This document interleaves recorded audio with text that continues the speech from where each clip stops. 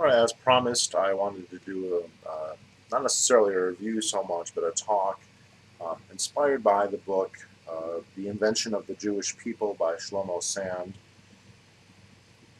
right here.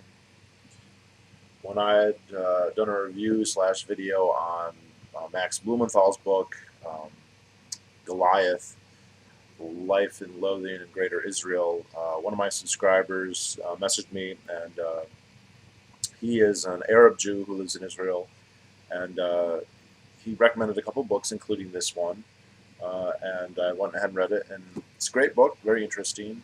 Um, it's not a comprehensive history of the Jewish history or anything like that, not even remotely, and the author, acknowledges that. Uh,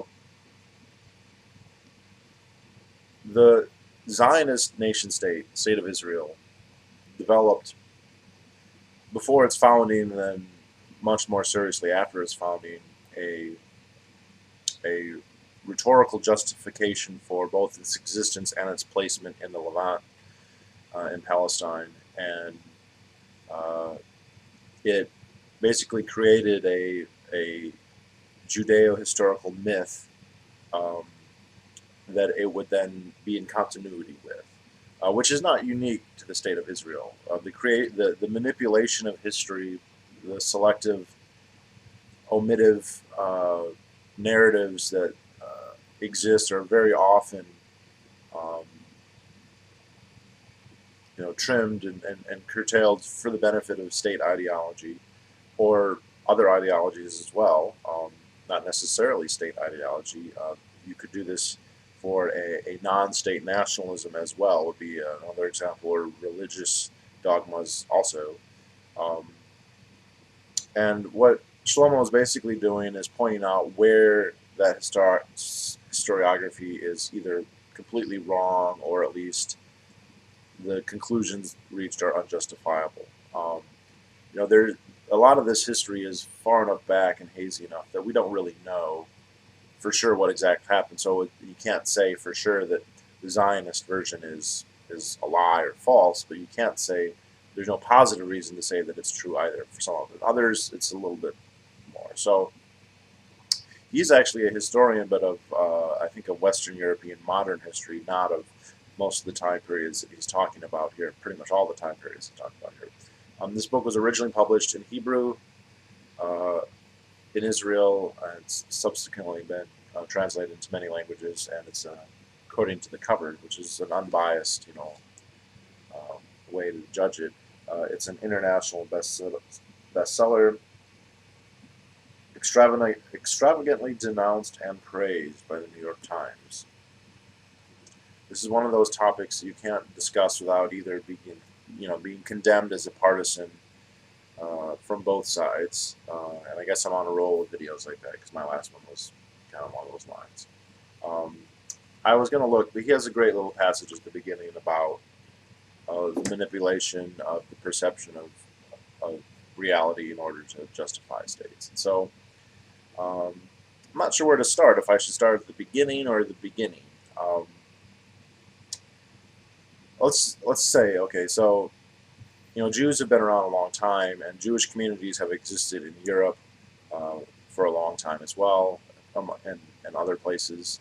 Um, by far, the largest Jewish community in the world um, were the Jews who made up what is sometimes called Yiddish land, which is not country, obviously, but a large area settled by many Jews in what is today Eastern Europe, the Western Russia, the Ukraine, um, Belorussia, Russia proper, Romania, Bulgaria, Austria, Galicia, all these regions, um, very high Jewish population. I believe around the turn of the 20th century, 1900, something like 80% of all the Jews alive lived in this area. Of course, these are going to be the Jews who are the primary victims of the Nazi genocide later, of the pogroms earlier, um, and these are where the majority of the Jews who have since subsequently and continued to settle in Israel are going to come from. Now, again, these are not where all the Jews are coming from.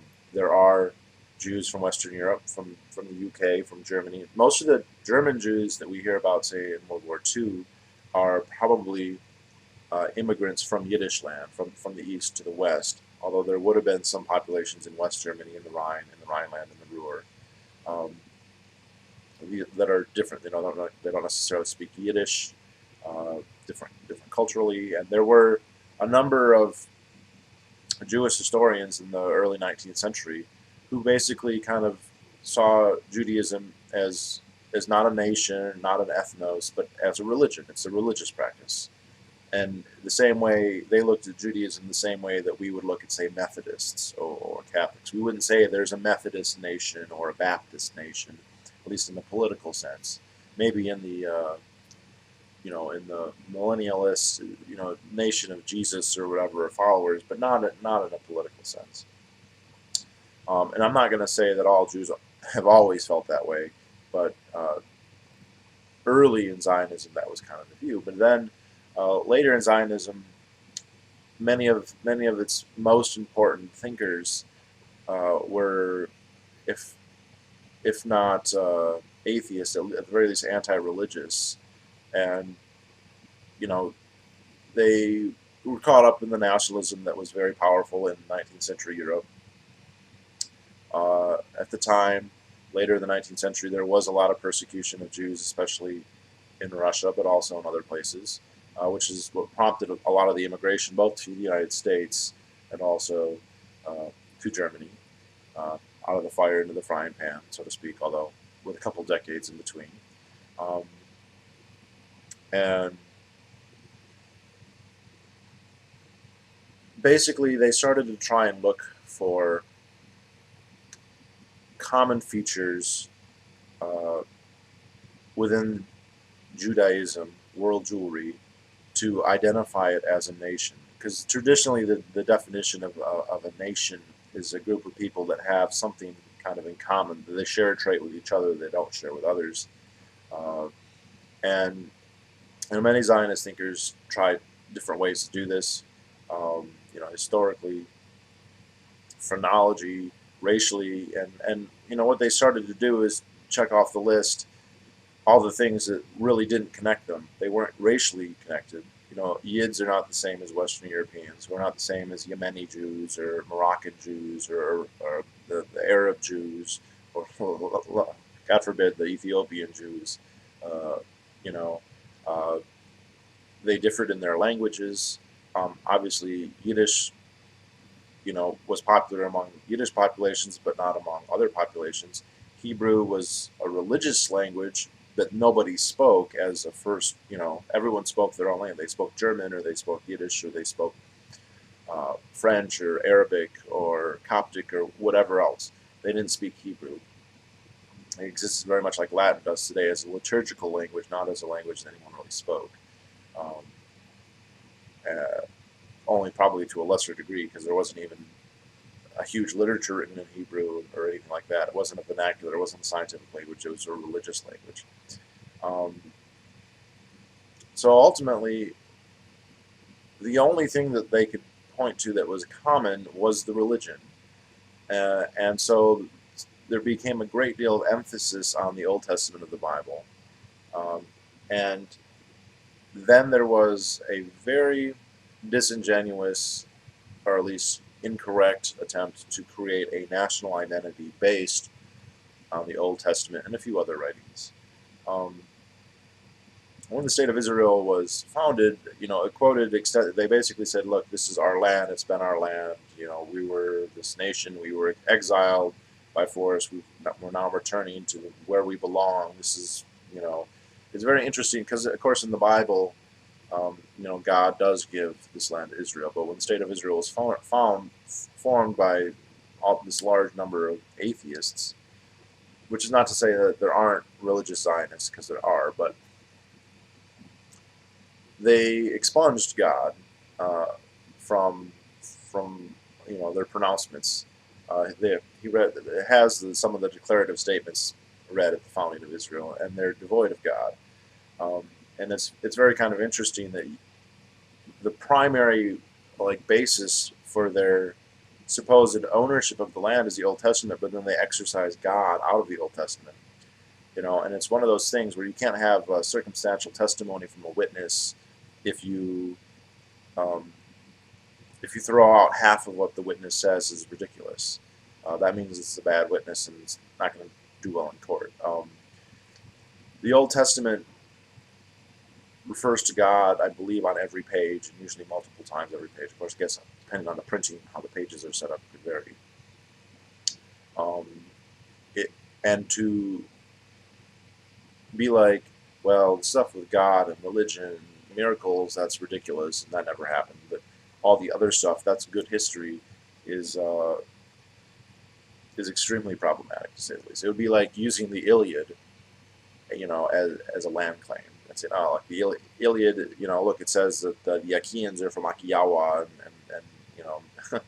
and whatever. And it's like, okay, but what about like Zeus and Apollo and Athena? They're all in here too. Where do they live? Oh, no, no, all that's hocus pocus. That never happened. But like the other stuff that did, and which is not me saying that nothing in the Iliad and nothing in the Old Testament ever happened. That's not my contention. My contention is that we know that some of it, a lot of it, can't be true or is ridiculous. The rest of it we don't know, and so that is not a very strong argument, basically. Um, it's still hotly debated when the Old Testament was even written. From what I can tell, and I'm not a biblical scholar, it clearly had many stages where it started as one thing, was added, edited. Um, I've heard anything from, 5th, 6th century BCE up until Seleucid times, you know, maybe 2nd, 3rd century BCE. Um, I mean, I'm pretty sure, I think it's pretty well established that it was around by the start of the Common Era, but that's 1,200 years, after the supposed events of Exodus, and even further from earlier events. There is no, having read the book on ancient Egypt, he talked about this, and I have to think that author was something of a Zionist, because every time later Israel does come up, and he was he made point to give it pride of place and mention, which I thought was interesting. But he makes a point when he gets to the Ramessid period, for instance, Ramesses II figures prominently in Exodus, to say there is no Egyptian record of any of that. Which is not to say it couldn't have happened or something like that happened or some vestigial memory of something, but there is no confirmation of the stories in Exodus. Um, and the references that we get later and later, it's difficult to square them with the characterizations that we get. So like the greatness of the kingdom of David and Solomon. Shlomo goes out and says that I have to look more into it, but basically we have no evidence that that kingdom ever actually existed, other than the Bible. Like we haven't found an inscription or a name or a tile or anything that says that indicates David or Solomon as kings and identifies the bounds of their states or anything like that. Which is again not to say that they couldn't have happened. It's just that we don't know very much about them. So. And they may not have happened. I mean, that's just it. But so, yeah, they grafted, and then they created a national narrative where you had this state, and it's kind of ignored that God gave it to it. The Ben Gurion and those types kind of just said, oh, our people that's where we have roots in this area, and it's not because of God. Now, of course, there are rabbinical Zionists who would say that God gave it to them. And I've seen interviews on the street where you know, they say things like, "Well, it's heresy for Arabs to live here because they should show deference to God." And like, if you want to believe that, that's fine, but you can't really chide someone for not like adopting your religion and expect them to like honor that. Anyway, basically, then they had this great kingdom and everything was great, and they had a great state, and Judaism was protected and safe under the protection of Solomon's kingdom, David's kingdom, and then later Judea and Israel, and finally the Hasmonean, not sure if I'm pronouncing that correctly, state. And then when the Second Temple was destroyed, I believe the Second Temple, no one, please, if I'm wrong, so don't say. By the Romans, all the Jews were deported, and that's when the diaspora began. They were forced to leave Israel, and spread to Europe, to Spain, and to southern France, and eventually they ended up migrating back east and populating Yiddish land, and now this nation wants to come back. Um, Now, one thing, most of the historical skepticism I read in this book, I had read before. One thing that I had not was that the Roman instigated diaspora, that never happened. Um, the Romans, earlier Mesopotamian states, especially the Assyrians and the Babylonians, but even, and I just learned this recently, even the Seleucid Hellenistic kingdoms engaged in population redistribution. It was common practice as punishment or to subsidize or promote settlement in one area or another for populations to be moved. The idea being, if you have an uppity, rebellious population, and they love their homeland and they're going to resist in their homeland, they have an advantage because they know, all the caves or whatever in their homeland. You move them someplace else, and all of a sudden they're aliens, and they don't have all that going for them. Um, and this was common practice in the ancient Near East. Um, One thing though about that is that they never could logistically, and never did, as far as we know, actually send out everybody. So when the Assyrians, banished people, it's very unlikely that it would have been all the Jews who lived in Judea. It more likely would have been a big group. I'm not justifying what happened. I'm just explaining how it likely happened. Political elites, intellectuals, whoever, people, rabble rousers. Um, so from their perspective, I'm not, saying that Jews shouldn't have rebelled against the Syrians, although it turned out to not be a good idea. But, um, you know, the Romans never really did this. The Romans didn't deport people en masse like that, other than to bring them back for slavery. Um, in fact, he even points out, and I've seen this in documentaries. They'll show a sculpture of these people carrying menorahs, and this is considered, and this isn't, I believe this is in Rome. Of, oh, look, that's the diaspora, they're being forced to leave. When actually this is, those aren't actually Jews being depicted. Those are Roman soldiers bringing back booty. There is a rebellion of the Zealots. Uh, the famous sacking of the fortress of Masada and all that, and the temple was destroyed. That's true. But the Romans did not expel the Jews. Now, Jews emigrated to other parts of the Mediterranean, but this is a long process that many populations have gone through. As we approach the Common Era, and I don't want to say late antiquity because that's basically high antiquity, but more, once you get really past the Bronze Age, you really start to see a lot of movement, especially east to west in the Mediterranean. And you see this with the Phoenicians. The Phoenicians going from their original cities like Tyre, in the eastern shore of the Mediterranean, and spreading out, forming colonies in the western Mediterranean, most famous of which being Carthage, but all over in Spain, in Italy. The Greeks, a couple hundred years later, basically repeat this process, forming colonies in Toronto, Syracuse, uh, I think Marseille, Narbo, a lot of areas in the Western Mediterranean. And with the establishment of the Roman Empire, this happens in a big way, and lots of people from the east start traveling, forming mostly probably for commercial reasons.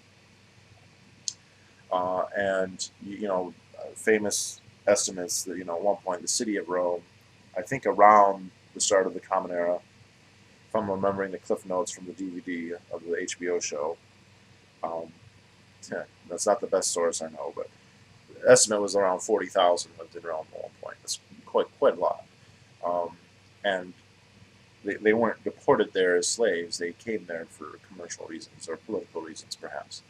Um, and these communities kind of sprouted up in the Western Mediterranean. And then what happened is there was a period of proselytizing.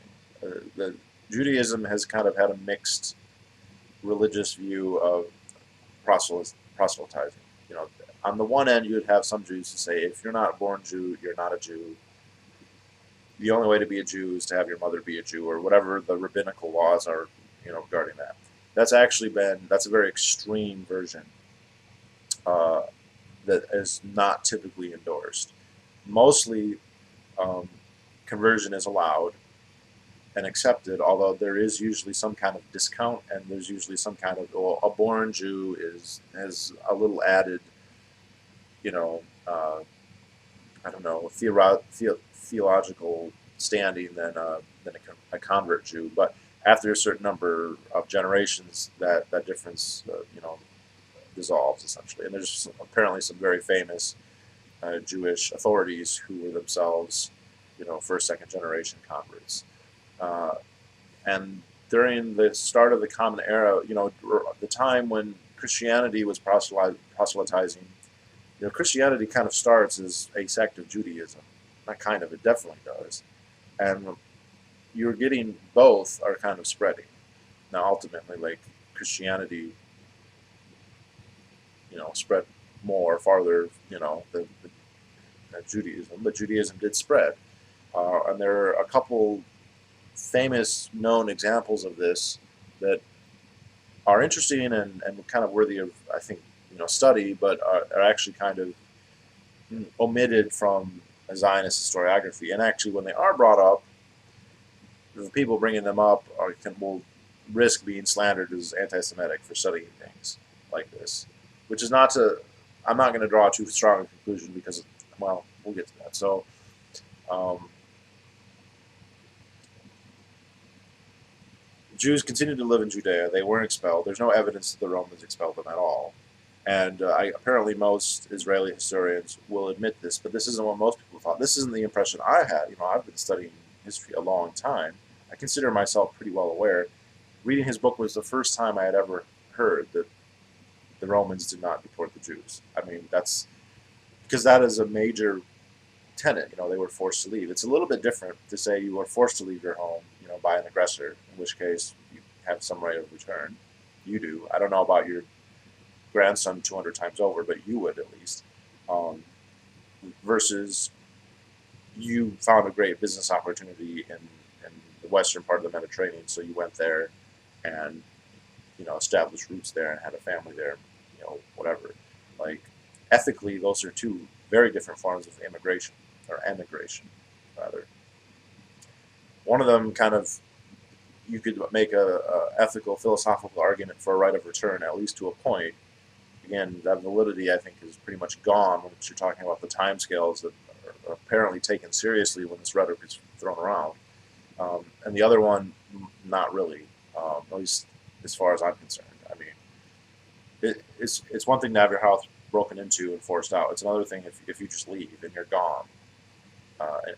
And you sell it and you go and live someplace else. You can't come back and be like, well, I know I sold this place and I left on my own free will, but I want it back. Sorry. No, and that isn't true for you, and it's definitely not true for your great grandson 200 times over, or 40 times over, or 50 times over, whatever. So that kind of comes to the question. In modern times there were Jews in Palestine, but they were a small minority. What happened to the majority? Because they have a good idea that by the Common Era, there always were other peoples there too. I mean, you always had other religious sects, other ethnicities that were there, that were present.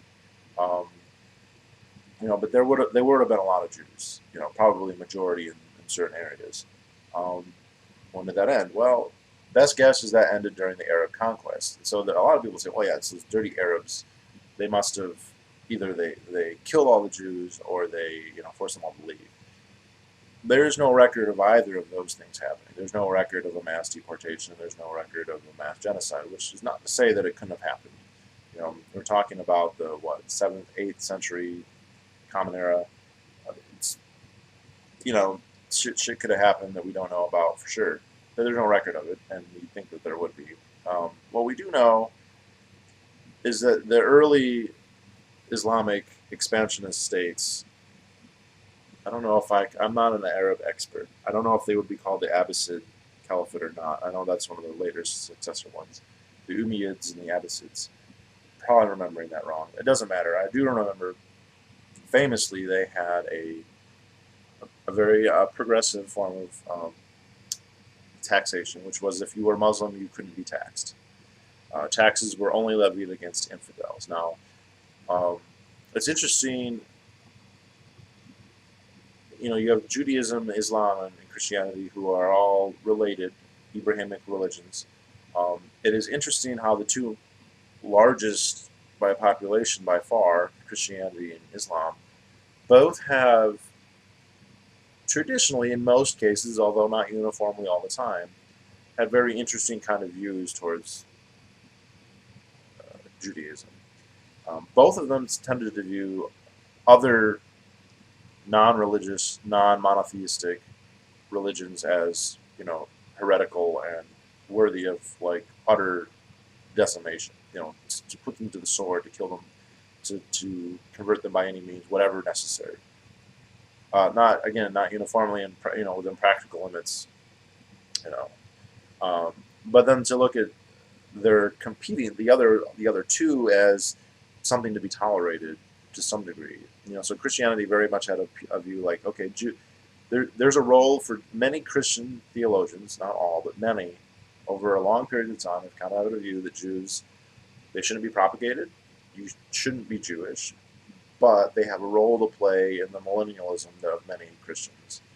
They have a God-given right to exist within a certain confines, and so they should be tolerated. Now, has a toleration always been that tolerant? No, but it usually has been something. I mean, Jews didn't go extinct once the Catholic Church became established, and Islam similar, type thing. I don't know if the theology behind it's the same. I doubt it, but it's a similar kind of reaction.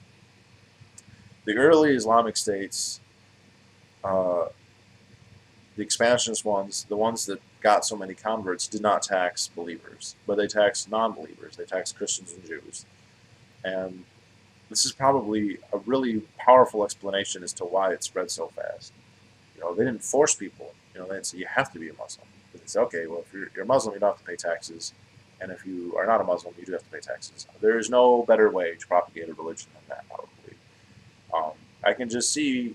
I mean, some people wonder what happened. Like, what do you think all the Jews did? I mean, they're Jews. They're in Israel, or they're in the Levant, and they're told you can pay taxes by remaining Jewish, or you can convert to Islam and not pay taxes. What do you think happened? What would anyone do? And people go, "Oh, you made a Jew joke." What would anybody do? You're only going to get the most committed vestigial remnant that's going to say, "I'm going to keep paying the taxes anyway," and that's what you get. That's what you have in most of the Arab world. Both the Christians and Jews are much reduced vestigial populations. They could still number in the thousands, but are not the main population any longer. And of course, to Islam's non-credit, the states abandoned this practice pretty soon after they were established and just switched to taxing everybody. Apparently, it was quite complex. Although I don't know all the details. Arab civilization is one that I have yet to really. I've only read about it indirectly at this point. Um, so I can relate some of the things that I've read, but I'm certainly not familiar enough to make many declarative statements about it. Um, but I think that it's safe to say that at least some. I mean, it would be ridiculous to say no Jews converted for that reason. That would be retarded. I think it's safe to say that that's the majority, and I think it's also safe to say that the genes of those people are probably still in the Levant, and that's probably who the Palestinians are, at least in part. I don't think that's a ridiculous statement. Now, there's a couple famous examples of proselytized conversion Jewish populations, and it's interesting how they're treated by Zionist adherents.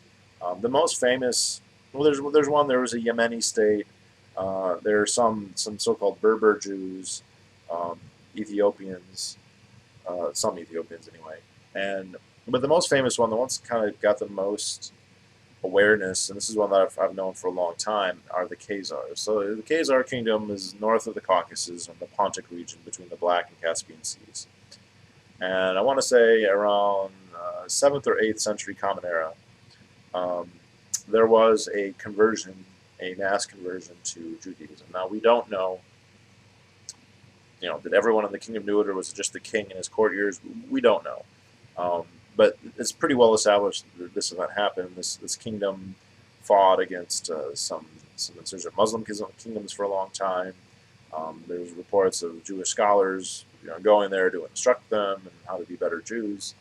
And there's a theory, and I stress it as a theory, and I'm not saying that it's necessarily true, that these people, these converted Khazar Jews, are the origin of Yiddish land Jews. That the Yids uh, can trace their origin to here. Now, I think the evidence is pretty scant. Um, I think, again, it would be hard to argue that, well, all the Khazars died and left no other evidence. I don't think it would be that difficult to imagine that, they persisted and some of them spread. And the evidence is scant. The evidence from the Western approach is also very scant and has problems of explaining a very large population of Yids when we know the populations of Jews earlier in Western Europe were so tiny. And why did they stay tiny in Western Europe, but they became so big in Yiddish land? I mean, um, and there have been some kind of wacky theories that, well, because they were Jewish and they washed their hands, they had a higher birth rate or whatever. Like, no, it would have to be something like 10 times the average to get the number, whatever.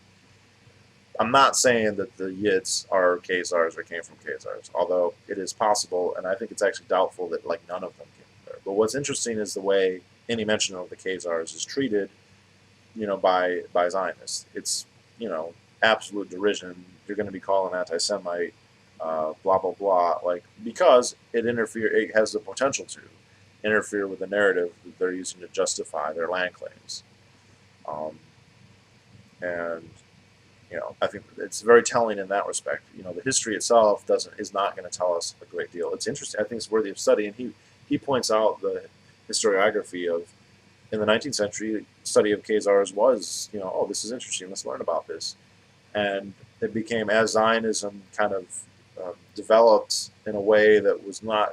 It wasn't just a let's celebrate everything Jewish and incorporate everything Jewish. It was, we need to create a narrative of a nation, of a national ethnos that lived in Israel, was expelled by the Romans or the Arabs, some people said, um, and now it needs to come back. And the Khazars don't fit in that.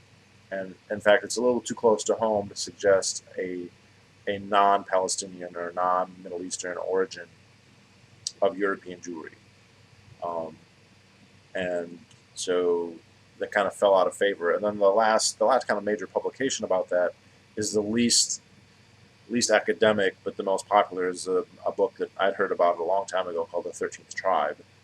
I'm not going to speak to the veracity of that book, but its study of the Khazars has kind of been relegated to conspiracy theories at this point, which is, unfortunate. There's no reason that it should be ignored like that or treated in that way. Other than the fact that it's sensitive to the Zionist narrative, even if it doesn't actually. I mean, it could well be that it doesn't actually pertain to the Zionist narrative. It could be that the Khazars were actually wiped out by the kingdom of Khwarazm, or they all converted, or whatever. That could be, but since it has currency to maybe be at least the partial origin of some of the Jews of Yiddish land. No, and yeah. So proselytizing became much less common, and it hasn't been kind of a major movement in Judaism for a long time, 1400, 1600 years, if not more.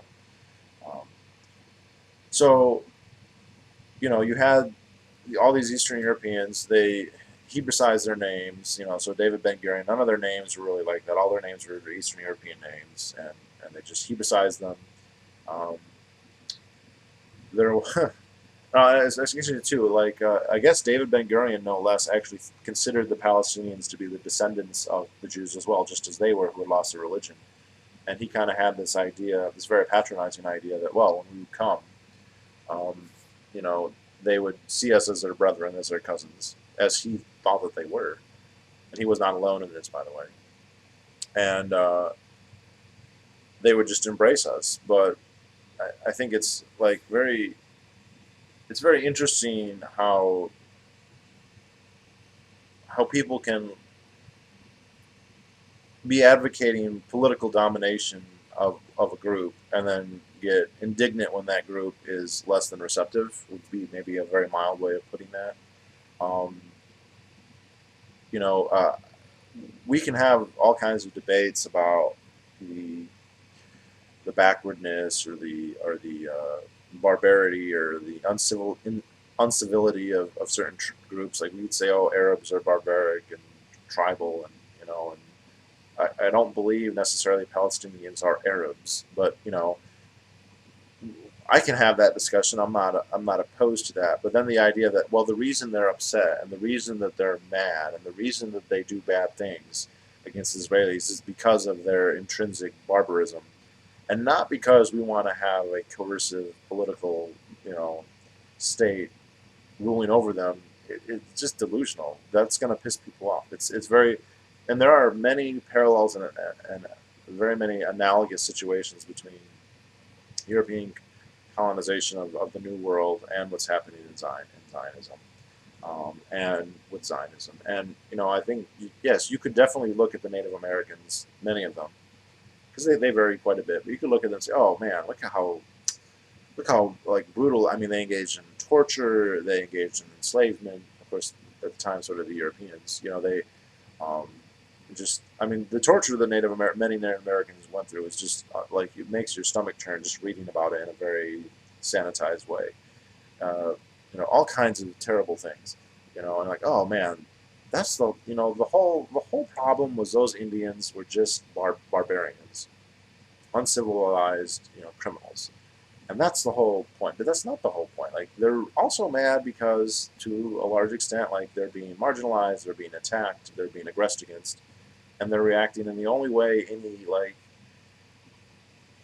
any human with any human dignity would react.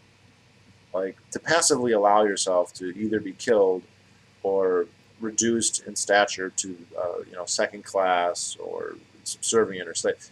Like no human worth the name is going to sit by idly and allow that to happen. At least in my opinion, and that's what the aggregate, the average Zion, not all Zionists, but that's what Zionists were proposing very explicitly, in the idea that, well, then the Arabs, they're just they can't, they're so, they just can't appreciate the progressiveness that we're on. It's just, come on, get off it. Like, how do you expect them to react to something like that? Um, and right, so,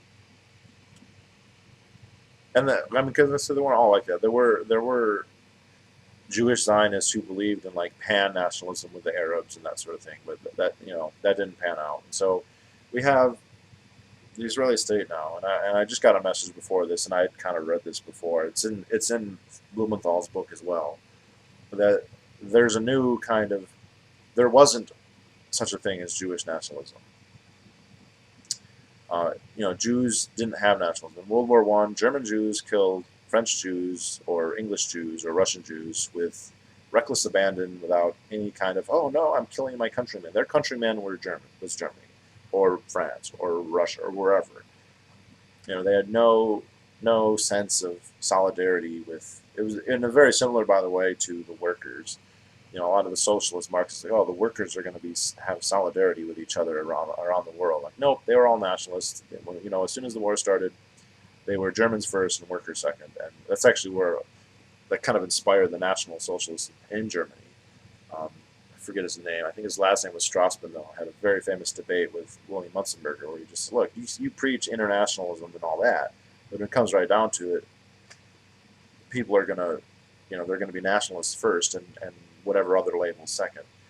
Jews the same way. But now that you have all these Jews in Israel now, there is actually growing a new community, with this invented, or this, I don't want to say invented, but recreated, although not perfectly, Hebrew language, and you're getting a new society. That's the best way to put it. A new society that didn't exist before, and within that, there is going to be, a shared commonality, but it's not. it's not the religion of Judaism anymore because there's plenty of atheists who live there. And it's interesting because now there isn't a Jewish nationality, there isn't a Jewish group, but there is an Israeli nationality now. However, and within Israel now, it's kind of getting to the point where people say, well, it doesn't really matter if you're Jewish or not. It matters if you're in the army. If you did your part, you did the service in the army, then you know have a right to be a member of this society. Um, and of course, that's like an abominable like way to join a society. And since they also, well, and here's the thing is, since they bar, not Christians, because they will allow some Christians in it, but they bar Arabs or Muslims from joining the armed forces unless they're Bedouins. And I've seen the videos of the Bedouin members of the IDF. I know they exist, but like, you can't. You're going to have acrimony if you go to whatever 20% of your population and say your subjects, you have to abide by our laws, but you cannot enter into our main society. That is why people draw the apartheid analogy so readily, because it's so apt. I mean, you're saying, okay, you live here, you're subject to our will, but you can participate, but you must participate at a level that is below, everybody else. Well, what do you? They're supposed to be grateful for that, and calling them barbarians, beforehand, who should be grateful for your beneficence. I mean, that's the smuggest bullshit you could ever say in that situation. Um, and what? How could you not expect acrimony? It'd be like people telling a Jew, like, oh, you can live here, but you can't, whatever, vote or whatever it is that people perceive as necessary. Like, you can pay taxes and you have to obey our laws, but you have to live in a ghetto also and be subject to searches whenever we say. And you can have your home repossessed at any time, and uh, you know, and you can be thrown in prison forever, without trial. But it's all because you're a barbarian and because you don't respect me enough, and you're not, you know, you just can't get along, and so we're going to treat you like an animal. Like, what do you think is going to happen? Like,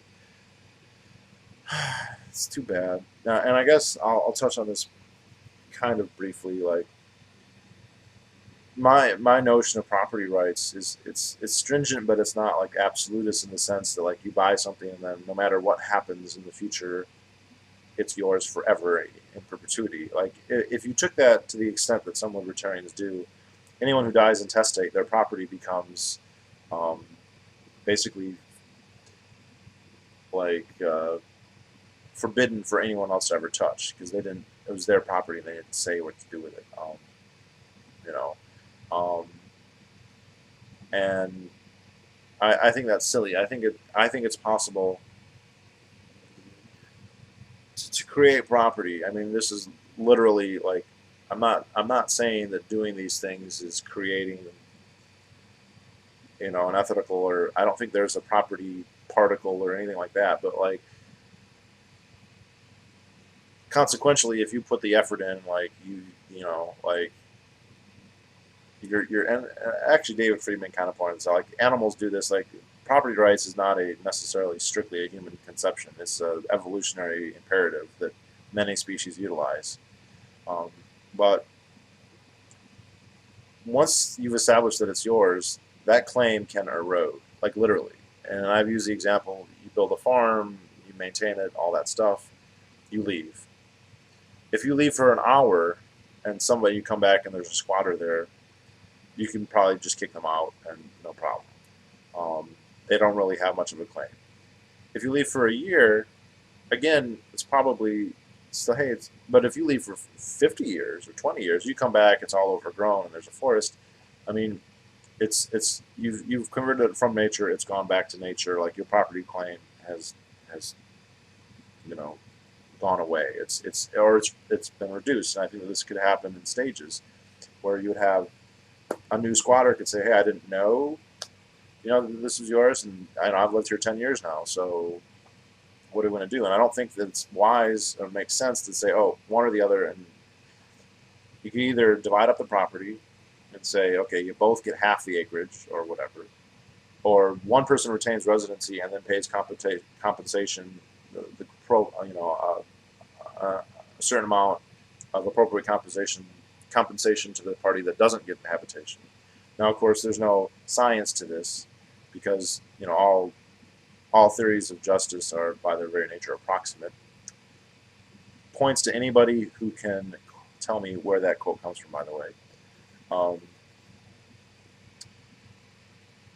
and in the case both of the United States and Canada, for that matter, and Israel, I think this is kind of the approach that we have to take. I mean, the big difference is there's been a lot more time has elapsed, and so in the case of the United States, to where who would be able to make a claim and how strong their claim would be much reduced. Also, much of the colonization of the United States didn't happen in a way that could be really found on that strongly. If you came out and there's just essentially virgin forest, and the idea of virgin forest is kind of problematic. People have been living in there, even hunter-gatherers. They're doing stuff to alter a pure state of nature for their own advantage. Native Americans or whoever we're talking about, they promote the growth of plants and animals that they like to hunt. So the Native Americans probably really increased the size of the buffalo herd enormously by burning down forests or whatever to try and make prairie that was appropriate habitat for that animal. And so when we hear about these herds of 65 million buffalo, like, that's not pristine. Like, that aside, if you come to a piece of forest and the only thing is some hunter-gatherers who use it a little bit, and maybe they, occasionally every once in a while will plant a tree or something, or burn down a tree or whatever, how much of an investment do they have in it? It's not very much. Maybe you'd owe them some compensation, but it wouldn't be very much. Um, on the other hand, if you come up to a village and you burn all their wigwams down and steal their food, okay, that's a different order of magnitude, and like there you are talking now. Both happened, and it's just a big mess on which happened where.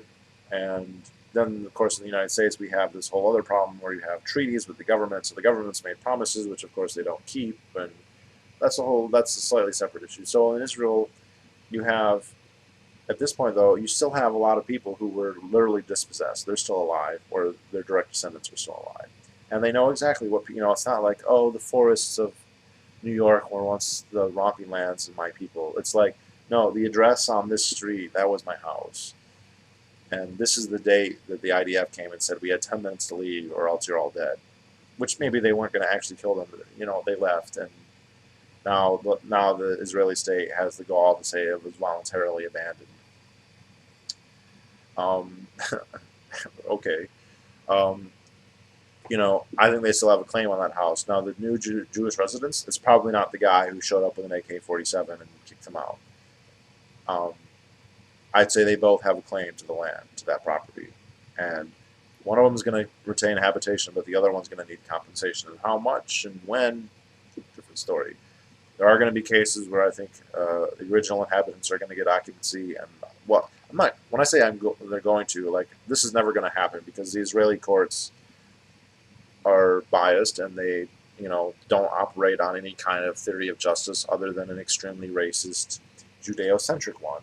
A Zionist-centric one, and as long as that's the case, like, any kind of hope that there be justice in the Middle East is dead in the water. And I think most people realize that, and that's why there's so much acrimony that's not going to go away, because at least the group with the power, the group that has the ability to be the bigger man, because of our subsidizing them so ridiculously. Could afford to be magnanimous, but they're not going to be because that's the incentives of their society, I guess. I don't know. I mean, some of it's sincere religious bigotry, which doesn't make it any better, but at least you can understand that. Some of it's a lot of propaganda and a lot of bad history, a lot of nationalistic narrative that it doesn't hold up to water, but it feels good. I mean, everyone likes to wave flags, right? Feel like you're part of this greater whole and all this nonsense. And Jews, like everyone else, and they like to feel like they're better than other people. And I mean, that's fine. I mean, you can be smug and everything. Just don't be surprised when the people you're belittling, hate your guts and blow themselves up sometimes. So yeah. Uh, anyway, it's a good book. I liked it. It's not going to teach you everything to know about Zionism, or that. Just all it does is refute some of the points of the narrative for um, the nation of Jews. Apparently, the guy who recommended the book emailed me back when I mentioned I was going to do this, and he said which was kind of clear from Blumenthal's book that Shlomo is a socialist and Shlomo is trying to just make a universalist, more egalitarian, like let everyone be part of Israel, treat everyone the same, which I guess would be a step up. Uh, I mean, but and to do that, he's kind of demolishing these narratives. Although that doesn't mean that what he said is wrong. Um, just like Max Blumenthal, despite him being a retarded socialist, isn't wrong about everything that he says in his book. And also, it's an interesting story. The guy who recommended this, I'm not going to say his name, but he said he is an Arab Jew. Like his family were from, I believe he said, Iraq, and back in the 50s, they were basically forced to leave in a cooperative effort between the Iraqi government and the Israeli government. Basically, apparently, the Israeli government went to all the Arab regimes and said, "Give us all your Jews. We'll take them. You don't want them anymore, right?" And then they came, and you know, here the world Jewish state, of course, was really the Yiddish Jewish state, and the Eastern European, the Ashkenazi, they're on the top, and like these Arab and Sephardic and Ethiopian Jews, Yemeni Jews, they were all way low. Oh, well, you're not quite an Arab, but you're not really like a Jew. And this is kind of where the claims of colonialism are quite strong. It's very interesting how Israel is kind of it's like a mid 20th century microcosm of 19th century European nationalism. Um, Kind of interesting, which that makes sense. That's when the ideology was formed, um, and it kind of snuck through the cracks of the breakup of the European era. With the European empires falling apart, uh, that's how it snuck in, and you know now we've got this little state, um, and again, he doesn't point this out, but Blumenthal points out, why are you talking about this? Why, like, Israel, all the states are bad. And I agree, and like there are worse states than Israel by far. Russia's a worse state than Israel. China's a worse state than the United States. The United States is a worse state than Israel. Like, yes, but we're paying for it. Like, I am taxed to pay for this. We pay for it. Like the costs are then brought back on us, not just in tax money, but by acrimony, by people who we shouldn't be pissing off. We have no reason to piss off Palestinians or Arabs. We have no reason to give two shits about Jews in Palestine. Um, and that's another thing that he and Blumenthal both pointed out. Like the Israeli state kind of propagates the idea that like the whole world is basically the Third Reich, just waiting to happen, and that we're only steps away from the next Holocaust. And the only thing that's keeping the Jews safe is the fact that they're all cornered in this one little strip, and it's just a lie. I mean, Jews are not going to get wiped out in Western Europe. They're not going to get wiped out in the United States. It's a golden age for Jews in the United States, as it has been as long as there's been a United States, pretty much. And how many Americans going to end up moving to Israel for that reason? A lot of them fetishize it. Like Dershowitz will talk about how great it is all day long, but they're never going to move there. You know, so. Then why should they? They have a draft. I mean, it's not that great of a country. If you have any kind of skills or knowledge, why would you want to live in a police state? It's even worse than the United States. I'm not saying this for all the United States. But the United States has a police state and it's bad. Like Israel is worse. So, and it's very it's really socialist too. It's kind of a side topic, but like yeah. So interesting book, definitely worth reading. He wrote another one that I haven't read yet, but I did buy, called "The Creation of the Land of Israel." I'm kind of curious how that would be any different. Um, but all right, well now it's time to see what all the Hasbara trolls have to say, and I'll talk to you all later.